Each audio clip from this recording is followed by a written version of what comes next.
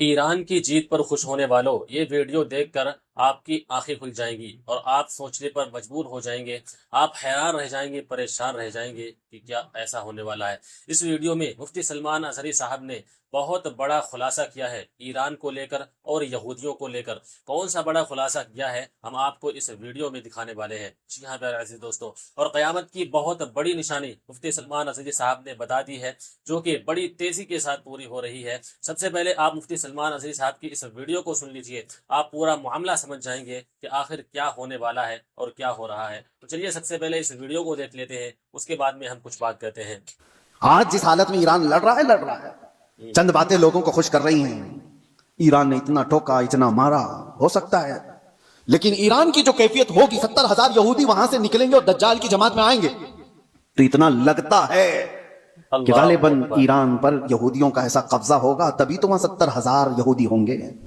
وہ ایک بات آپ یاد رکھ لینا، یہ جنگوں کے حالات دنیا کو ابھی بدل کے رکھنے والے ہیں۔ اللہ اکبر۔ اگلے سال تک اللہ نے اگر زندگی دی تو دیکھنا دنیا کا نقشہ بدل چکا ہوگا، جینے کے انداز بدل چکے ہوں گے، بہت ساری نئی چیزیں آپ کو سننے میں آئیں گی اور دیکھنے کو ملیں گی، طور طریقے بدل چکے ہوں گے۔ اچانک ہونے والے حالات پوری دنیا کو اکثر بدل کر رکھیں گے، اس لیے ہر گھڑی آپ ایکٹیو رہو کہ ایمان کے ساتھ دنیا سے جانا ہے۔ ان فتنوں کے دور میں ہر گھڑی آپ اپنے ایمان کی حفاظت کی فکر کرو۔ اب جو دور آ رہا ہے، اس سے خطرناک دور دنیا کی ابتدا سے لے کر اب تک نہیں آیا، کبھی نہیں۔ اس سے زیادہ خطرناک دور کبھی پہلے نہیں آیا۔ جو آنے والا ہے وہ دجال کے ظہور کا زمانہ ہے۔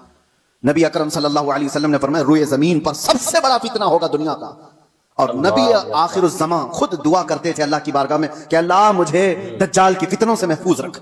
تو سید الانبیاء جس کی دعا کر کے پناہ مانگتے ہو، ہمارا حشر کیا ہوگا، ہمارا حال کیا ہوگا؟ جس کو بچنے کی فکر ہوگی اللہ اس کی حفاظت کرے گا۔ جو بچنے کی فکر ہی نہیں کرتا ہو، خوف ہی نہ ہو اس کے دل کے اندر، پھر تو وہ ختم ہو جائے گا۔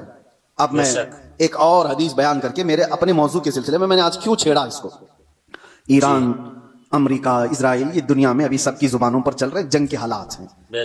اس دوران میں نے حدیث یہ پڑھا کہ دجال کے ظاہر ہونے کا وقت جو ہے وہ اللہ بہتر جانے، لیکن جو جگہ ہے نبی پاک صلی اللہ علیہ وسلم نے فرمایا وہ بھی ایران کی طرف سے ہی ظاہر ہوگا۔ جی، دجال کے ظاہر ہونے کی جگہ جو بتائی گئی وہ مشرق کی طرف سے ظاہر ہوگا۔ ایران کا ایک شہر ہے اصفہان، نبی پاک صلی اللہ تعالی علیہ وسلم فرماتے ہیں یتبع الدجال من اصفہان 70,000۔ حضور فرماتے ہیں اصفہان شہر سے 70,000 یہودی دجال کی فوج میں شامل ہوں گے۔ اللہ اکبر۔ اب یہ اصفہان کہاں ہے؟ اصفہان تو یہ ایران کا شہر ہے۔ 70,000 یہودی ہیں یہاں پر؟ نہیں، لگتے تو نہیں ہیں، لیکن حدیث پاک ہے، اللہ کے نبی صلی اللہ علیہ وسلم نے فرمایا 70,000 یہودی دجال کی جماعت میں داخل ہوں گے، وہ ایران کے اس شہر سے داخل ہوں گے، اس کی فوج میں آئیں گے۔ ہو سکتا ہے لوگ میرے اس بیان کو یوں کہہ رہے ہوں کہ یہ ایران کے خلاف بول رہے ہوں۔ میرے عزیزو، آج جن حالات اور جو کیفیت کو ہم دیکھ رہے ہیں، ہم مظلوموں کے ساتھ کھڑے، ظالم کے ساتھ کبھی نہیں کھڑے ہوں گے۔ 70,000 اسلام کی خاصیت ہے یہ، ظالم کے ساتھ کبھی نہیں کھڑے ہوں گے۔ ظالم امریکہ ہے، ظالم اسرائیل کے یہودی ہیں، پوری دنیا کو انہوں نے ظلم کی چکی میں پیسا ہے، لیکن ایران کی جو کیفیت ہوگی، 70,000 یہودی وہاں سے نکلیں گے اور دجال کی جماعت میں آئیں گے، تو اتنا لگتا ہے کہ غالباً ایران پر یہودیوں کا ایسا قبضہ ہوگا، تبھی تو وہاں 70,000 یہودی ہوں گے۔ وہ دور آئے گا۔ آج جس حالت میں ایران لڑ رہا ہے چند باتیں لوگوں کو خوش کر رہی ہیں۔ ایران نے اتنا ٹوکا، اتنا مارا، ہو سکتا ہے، جی، اور یہودیوں کو اور سپر پاور کو گھٹنے ٹیکنے پر مجبور کیا، یہ وقتی طاقت ہو سکتی ہے اور اللہ کامیابی دے، ہم اس کے خلاف نہیں ہیں، لیکن حدیث پاک، مجھے اس حدیث پاک سے یہ لگتا ہے وہ وقت آئے گا جب ایران پر یہودیوں کا ایک غلبہ ہوگا، تبھی تو وہاں سے دجال کی جماعت میں لوگ شامل ہوں گے۔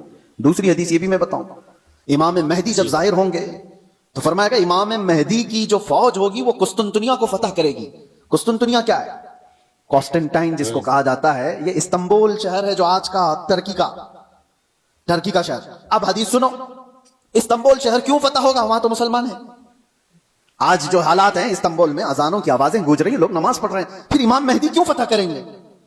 لگتا اس سے بھی یہ ہے کہ یہ بھی شہر مسلمانوں کا نہیں ہوگا اس وقت، یہ بھی عیسائی اور یہودیوں کے ہاتھ میں جا چکا ہوگا، اور امام مہدی کے زمانے میں اس کو فتح کیا جائے گا۔ اور حدیث کے جو الفاظ ملتے ہیں، ترتیب پہلے کیا ہونا ہے، امام مہدی ظاہر ہوں گے، وہ دمشق کی طرف لوگوں کو لے کر جائیں گے، اور پھر یہ جنگ ہوگی، اور فتح قسطنطنیہ ہوگا یعنی استنبول فتح ہوگا، وہ تو صرف 2 تکبیر پر فتح ہو جائے گا. یہ روایت میں ملتا ہے. امام مہدی اور مومنین کی جو جماعت ہے وہ شہر کے باہر کھڑے ہو کر اللہ اکبر کہے گی، آدھا شہر فتح ہو چکا ہوگا. دوسری بار اللہ اکبر کہیں گے، شہر فتح ہو چکا ہوگا. بڑی جنگ کا ذکر نہیں ہے. اور فتح ہو چکا ہوگا اسی وقت یہ افواہ پھیل جائے گی دنیا میں کہ دجال ظاہر ہو گیا ہے اور اس کا فتنہ مشہور ہو گیا ہے. تو امام مہدی کے ساتھ جو لوگ ہوں گے وہ دجال کے مقابل میں وہیں سے نکلیں گے. تو امام مہدی کے متعلق جو بات ہے ابھی جو میں نے کہا قسطنطنیہ، یہ بھی استنبول شہر اس وقت شاید ہم مسلمانوں کے ہاتھ میں نہیں ہوگا، تبھی تو فتح ہوگا. اور تیسری ایک خاص بات، جو بات میں نے چھیڑا تھا، حضور فرماتے ہیں جو مجاہدین اس اخیر زمانے کی جنگ میں شریک ہونے والے ہیں، حضور فرماتے ہیں اللہ نے ان پر آگ کو حرام فرما دیا. روئے زمین کے بہترین لوگ ہوں گے جو امام مہدی کی فوج میں شامل ہو کر مقابلہ کر رہے ہوں گے دجال سے. لیکن ساتھ میں حضور فرماتے ہیں، اب سنیے توجہ، جس جملے پر مجھے بہت زیادہ تعجب ہے، فرماتے ہیں حضور کہ میں یہیں سے ان کے گھوڑوں کے رنگ کو بھی دیکھ رہا ہوں.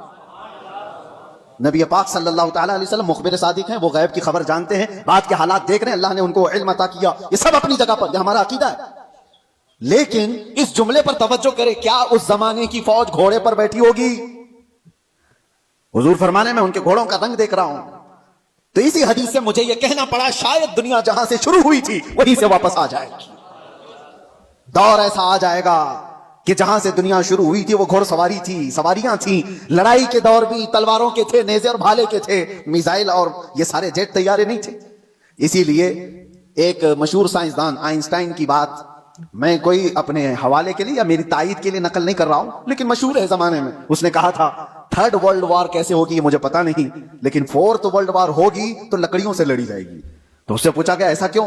کہا 3rd ورلڈ وار میں دنیا اتنی تباہ کر دیں گے یہ لوگ نیوکلیئر پاور سے کہ کچھ بچا ہی نہیں ہوگا، اور بعد میں جو لوگ بچے ہوں گے وہ لکڑیوں سے لڑیں گے. یا اس کے اپنے پریڈکشن ہو سکتے ہیں، میں اپنی تائید میں نہیں کہہ رہا ہوں، لیکن حدیث پاک حضور پاک صلی اللہ تعالیٰ علیہ وسلم فرماتے ہیں. اور یہ ایک حدیث یہ بھی ہے کہ دجال جس گدھے پر سوار ہوگا وہ بھی حدیث میں اس کا ذکر ہے کہ وہ 1 میل تک 1 قدم رکھے گا، اور اس کی بھی سواری کا ذکر ہے.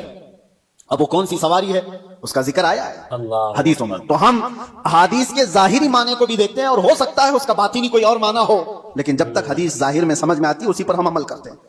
آخر زمانہ شاید ویسا آنے والا ہو. اس لیے میرے عزیزوں، بہت ترقی پر جو آج عروج پر لوگ ناز کرتے ہیں، شاید دنیا ان کو پٹک دے گی، دنیا ان کو واپس ان کے نشے کے غرور کو مٹی میں ملا کر رکھ دے گی. آج جن کے پاس پیٹروٹ میزائل ہیں، جن کے پاس چاند میں جانے کی صلاحیت، جن کے پاس مرین پنڈبیاں ایسی کہ سمندروں کو چیر کر کے نکلنے والی سارے ہتھیار سب کچھ تھا ان کے پاس، لیکن جس دن یہ ساری ٹیکنالوجی مار دی جائے گی، ختم کر دی جائے گی، یہ کسی اور کے ذریعے سے نہیں، تم آپس میں مار لو گے ایک دوسرے کو. تم نے بھی ہتھیار بنائے، ہم نے بھی ہتھیار بنائے، دونوں مار لیں گے، ایک دوسرے کو ختم کر دیں گے. پھر جینے کا سلیقہ وہی ہوگا جو انسانوں کے ابتدائی زمانے میں تھا. انسان دنیا میں جس طرح سے بغیر لباس کے سادہ سا آیا تھا اسی انداز سے پھر جینے کا طریقہ سیکھ لے گا اور دنیا وہیں پر آ جائے گی. اور ایک حدیث حضور پاک صلی اللہ تعالیٰ علیہ وسلم نے آخری وقت کے متعلق جو فرمایا کہ قیامت جب آئے گی تو کیا حالت ہوگی اس وقت، اور حضور نے فرمایا صرف شریر لوگوں پر، کفار و مشرکین پر قیامت آئے گی، ایمان والے ختم ہو چکے ہوں گے، حتیٰ کہ کعبہ شریف بھی جلا دیا جا چکا ہوگا. حدیث پاک میں ملتا ہے کعبہ کو ختم کرنے والا ایک حبشی شخص آئے گا، قرآن اٹھا لیا جائے گا روئے زمین سے. ایمان والے پوری دنیا پر نہیں ہوں گے. جب قیامت آئے گی اور قیامت آنے کے وقت، عین وقت جو سور پھونکا جائے گا، اس وقت لوگ کیا کر رہے ہوں گے؟ اس وقت حضور فرماتے ہیں کہ سب اپنے اپنے کاموں میں مشغول ہوں گے. کوئی کھیتی باڑی کر رہا ہوگا، ہل چلا رہا ہوگا، کوئی کپڑا کاٹ رہا ہوگا اور وہ وہیں سے اپنی کینچی پھینک دے گا، ہل چلا رہا ہوگا وہی پھینک دے گا، وہ آواز سنتے ہی، یہاں تک کہ حاملہ عورت کے پیٹ سے بچہ نکل جائے گا. اس آواز کی دہشت سے دودھ پلانے والی ماں اپنے بچے کو پھینک دے گی. یہ جو حدیث میں ہے وہاں پر بھی دنیا کی بڑی ترقیات کا ذکر نہیں ہے. یہ نہیں ہے کہ بہت ہائی فائی انٹرنیٹ میں آدمی بیٹھا ہوگا یا مشینیں چلا رہا ہوگا. وہاں پر بھی حدیث میں ذکر ملتا ہے کہ ہل چلا رہا ہوگا، کینچی کاٹ رہا ہوگا. پھر مجھے یہی کہنا پڑتا ہے کہ دنیا جہاں سے شروع ہوئی تھی انہی حالات پر آ جائے گی. یہ کینچی ہاتھ میں لے گی اور ہل ہاتھ میں لے گی، زمین میں بیج بوئے گی اور فصل اگائے گی، اور جب آئیں گے تو چکی پیس کر کے اپنے گھر کے کھانے کا انتظام کرے گی. بہرحال جو بھی حالات ہیں، ہم دنیا کے آخری وقت پر آ چکے ہیں. اور ایک یہ بھی بات میں کہہ کر کے جاتا ہوں، بعض بزرگوں نے فرمایا امام مہدی کب ظاہر ہوں گے؟ تو اس کے متعلق بزرگوں نے فرمایا جب سارے مومنین دعا کرنے لگ جائیں کہ اے اللہ امام مہدی کو ظاہر فرما دے، تو اللہ تبارک و تعالیٰ قریب ہے کہ ان کو ظاہر فرمائے گا۔ لیکن آج کی سچویشن یہ ہے، میں دیکھتا ہوں ہم ساری دعائیں کرتے ہیں، کیا مومنین کی عام جماعتیں امام مہدی کے ظاہر ہونے کی دعا کرتے ہیں کہ نہیں؟ یہ دعا کا بھی رواج عام ہو جائے کہ اللہ امام مہدی کو ظاہر فرما دے۔ جب یہ دعا کثرت سے ہونے لگی کہ وہ آ جائیں گے امام مہدی کے ظاہر ہونے کی۔ اور دوسری حدیث یہ بھی ہے، یذہل الناس، حضور فرماتے ہیں، ان ذکر دجال، دجال کا ذکر کرنا لوگ چھوڑ چکے ہوں گے، علماء ممبروں سے بیان کرنا ختم کر چکے ہوں گے، تب دجال آئے گا۔ جب تک دجال کے بارے میں اویئرنس ہوگا لوگوں کے درمیان، دجال نہیں آئے گا۔ لوگ بیان کرنا چھوڑ چکے ہوں گے اور اس کا ذکر کرنا ترک کر چکے ہوں گے، یہ دونوں چیزیں ہمارے اندر آنے نہ پائیں۔ اللہ تبارک و تعالی ہم سب کو آخری زمانے کی فتنوں سے محفوظ فرمائے۔ آج جو ہونے والے حالات ہیں اس کے لیے آپ اپنے اپنے انتظامات میں، لوگ آج اپنا راشن پانی سب جمع کر رہے ہیں، میں کہتا ہوں اپنا ایمان بھی جمع کر کے رکھو، اپنے اعمال اور اپنے عقیدے کی حفاظت کرو۔ کل کے آنے والا دور، ایک دن دو دن روٹی نہ کھا کر کے اگر آپ رہ بھی جاؤ گے لیکن ایمان کے بغیر دنیا سے جاؤ گے تو ہمیشہ جہنم میں جلائے جاؤ گے۔ ایمان کی حفاظت بھی آج اتنی ہی ضروری ہے، اس لیے کہ آدمی جب مصیبتیں آتی ہیں تو انکار خدا کر بیٹھتا ہے، وہ لوگوں کے پیچھے چل بھاگتا ہے۔ وہ دور آئے گا جب لوگ اپنے مال کی طرف تمہیں بلائیں گے، تمہارے پاس ہوگا کچھ نہیں تو بھاگو گے ان کے پاس، اپنا ایمان بھی بیچ دیں، سب کچھ، کہ مجھے میرے بچوں کو کھلانا ہے، میں آج اس کے پاس جاؤں گا، اس کے پاس مال ہے، اس کے پاس کھانا پانی ہے، اس کے پاس راشن ہے، یہ سب کچھ دے رہا ہے۔ یہ کہا گیا کہ دجال روٹیوں کے پہاڑ لے کر چلے گا۔ جب دنیا میں قحط ہوگا، لوگ کھانے کے محتاج ہوں گے اور دجال کے پاس غذا کے پہاڑ ہوں گے، چل رہے ہوں گے ساتھ میں۔ دنیا بھوکی اس کے پیچھے لپک جائے گی کہ روٹیوں کا پہاڑ اس کے ساتھ ہے، تو کھانے کا ذخیرہ جس کے پاس ہوگا دنیا پاگل کی طرح اس کی طرف لپک جائے گی۔ تو آنے والا دور اگر قحط کا ہے تو آپ یہ بھی ایمان رکھو کہ جہاں کھانا بٹ رہا ہے وہاں ایمان والا نہیں جاتا، جہاں میرے مصطفیٰ کی محبت بٹ رہی ہے بھوک کو ترک کرے گا، میرے آقا کے قدموں کو اختیار کرے گا۔ اللہ تعالی ہمیں حضور کے قدموں میں زندگی عطا فرمائے۔ آمین آمین۔ تو آپ نے مفتی سلمان اظہری صاحب کا یہ بے حد قیمتی بیان سن لیا ہوگا اور آپ کو بہت بڑا جو ہے پیغام مل گیا ہوگا۔ مفتی صاحب نے بتایا کہ قیامت کے قریب جو نشانی ہوگی نا، تو ایران سے ہی تقریباً 70,000 یہودی نکلیں گے۔ اس سے پتہ چلتا ہے کہ ایران میں بھی یہودی جائیں گے۔ اب وہ کیسے جائیں گے، کس طریقے سے جائیں گے، واللہ عالم، یہ تو اللہ تبارک و تعالیٰ ہی بہتر جانتا ہے۔ جی ہاں پیارے عزیز دوستو، اور یہ کوئی ادھر ادھر کی باتیں نہیں بلکہ یہ حقیقت باتیں ہیں اور یہ حدیث شریف کی باتیں ہیں جو مفتی سلمان اظہری صاحب نے آپ کو بتائی ہیں۔ تو مفتی سلمان اظہری صاحب نے بتایا ہے کہ بے حد سب سے بڑا پیغام یہ ہے، سب سے ضروری پیغام یہ ہے کہ آپ اپنے ایمان پر قائم رہیں، اپنا ایمان بچائے رکھیں، کیونکہ یہ ساری دنیا کی چیزیں جو ہیں وہ فنا ہو جانی ہے۔ ایک ایمان ہی بندے کا ایسی چیز ہے جو اس کے ساتھ جائے گا، اور سارے اعمال کا دار و مدار ایمان پر ہے، نیت پر ہے۔ جس کا ایمان بہتر ہے اس کی دنیا بھی کامیاب ہے، آخرت بھی کامیاب ہے، اور جس کی نیت خراب ہے تو پھر اس کے لیے خسارہ ہی خسارہ ہے، نقصان ہی نقصان ہے۔ ویڈیو پسند آئی ہو تو ویڈیو کو دل سے ایک لائک کر دیں، چینل پر پہلی مرتبہ ہے تو چینل کو سبسکرائب کر دیں، فیس بک پر دیکھ رہے ہیں تو پیج کو فالو کر لیں، اور اس ویڈیو کو زیادہ سے زیادہ لوگوں میں شیئر کریں۔ اسی کے ساتھ آج کی اس ویڈیو کا اختتام کرتے ہیں۔ اپنا خیال رکھیں، دعاؤں میں اس ناچیز کو یاد رکھیں۔ ملتے ہیں اگلی ویڈیو میں، تب تک کے لیے اللہ حافظ۔